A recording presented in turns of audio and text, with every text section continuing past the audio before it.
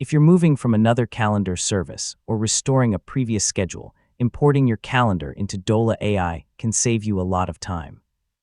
In this tutorial, I'll show you how to import your calendar, connect existing calendar services, and make sure all your events appear correctly. So let's get started.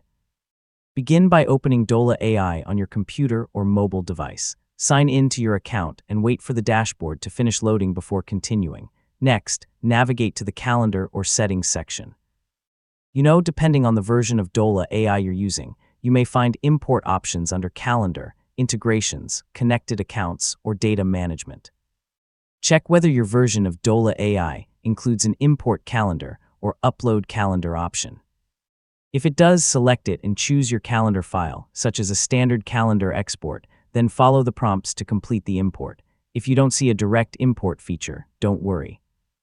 Dola AI commonly works by syncing with Google Calendar, Apple Calendar, or Outlook Calendar. Connecting one of these services allows your existing events to appear automatically after synchronization.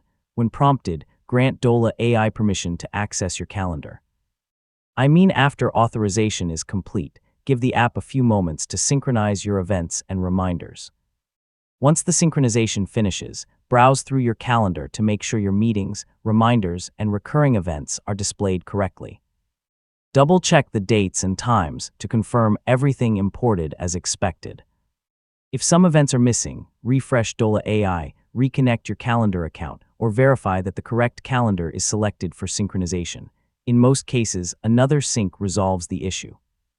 And that's how to import a calendar into Dola AI.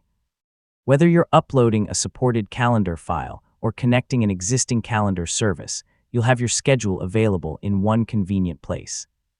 If you found this tutorial helpful, don't forget to like the video, subscribe for more practical guides, and thanks for watching. I'll see you in the next one.